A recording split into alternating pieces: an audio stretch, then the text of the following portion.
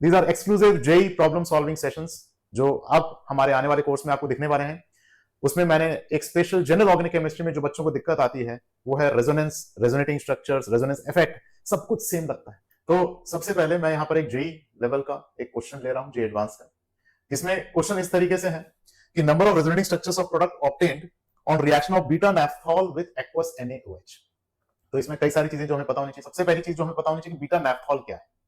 ठीक है, तो नैफ्थलीन हम लोग को पता है, तो नैफ्थलीन से नैफ्थॉल, और नैफ्थलीन में दो पोजीशंस होती हैं। नैफ्थलीन में दो पोजीशंस कौन सी हैं? If we draw over here, ये नैफ्थलीन है, these are the two positions, one here, one here. This position is known as alpha and this position is known as beta. और यहां पर अगर हम OH लगा देते हैं तो उसको हम लोग बोलते हैं बीटा नैफ्थॉल। तो question is in front of you now. Before moving forward you can pause this video and write your answer and let us see कि इसका सॉल्यूशन क्या है। अब जनरल 99.9% केसेस में जब आप देखेंगे तो जो सॉल्यूशन आपको मिलेगा वो ऐसा मिलेगा कि नैफ्थॉल का रिएक्शन ने NaOH से किया तो हमारे को O- और Na+ मिला, क्योंकि phenol is sparingly soluble in water. इसको हम कार्बोलिक एसिड भी बोलते हैं। It is also used as a snake repellent. तो फिनॉल, फिनोलिक ग्रुप NaOH के साथ रिएक्ट करके डिसॉल्व हो जाता है, यू गेट अ सॉल्ट। तो हमारे पास बीटा नैफ्थॉक्साइड आया, जिसका जब हम रेजोनेटिंग स्ट्रक्चर बनाते हैं तो नेगेटिव सिंगल डबल। तो सबसे पहले मैंने इसको काउंट किया एज 1। जब मैंने यहां पे किया तो नेगेटिव कहां पर आया, ध्यान से ऑब्जर्व कीजिएगा, नेगेटिव यहां पर आया।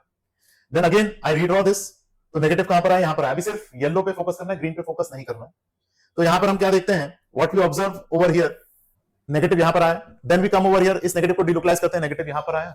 फोकस नेगेटिव पे कीजिएगा, कौन कौन सी कार्बन पे जा रहा है।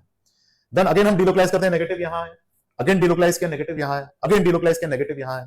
Finally we are having negative on oxygen. इसके अलावा ये जो ब्रिज हेड है, इस पे जब नेगेटिव आता है तो वो भी डिलोकलाइज होकर जा सकता है यहां पर, which will be a distinct resonating structure not yet counted. ठीक है ना, तो ये यहां है, यहां है, यहां है। तो यहां पर अपने पास क्या आएगा, एक बार नेगेटिव यहां आएगा और एक बार नेगेटिव यहां आएगा। अब हम इसको एक बार काउंट कर लेते हैं कि कितने हुए टोटल, कितने टोटल रेजोनेटिंग स्ट्रक्चर्स हुए। तो 1 2 3 4 5 6 7 8 एंड 9, 9 रेजोनेटिंग स्ट्रक्चर्स हो गए। और ये जेई एडवांस का क्वेश्चन था और बच्चे बना रहे हैं, और उस समय क्या होता है, पसीने छूट रहे होते हैं, अरे छोड़ देते हैं। और इस चक्कर में कई बच्चों को आते हुए क्वेश्चन भी गलत हो गए। तो क्या हम इसे कूलली और इससे फास्ट बिना सारे रेजोनेटिंग स्ट्रक्चर्स बनाए कर सकते हैं? Answer is yes. And how can we do that?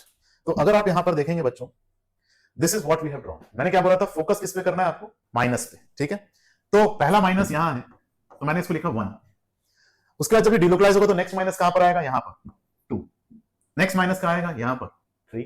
Next minus कहां पर आएगा, यहां पर 4। नेक्स्ट माइनस कहां पर आएगा, 5 6 7। 7 रेजोनेटिंग स्ट्रक्चर्स बन चुके बच्चों। अब हम ब्रिज हेड से जाएंगे इस तरफ, तो यहां से जब हम यहां जाएंगे 8, यहां जाएंगे 9। Answer is 9। हो गया, सॉल्व।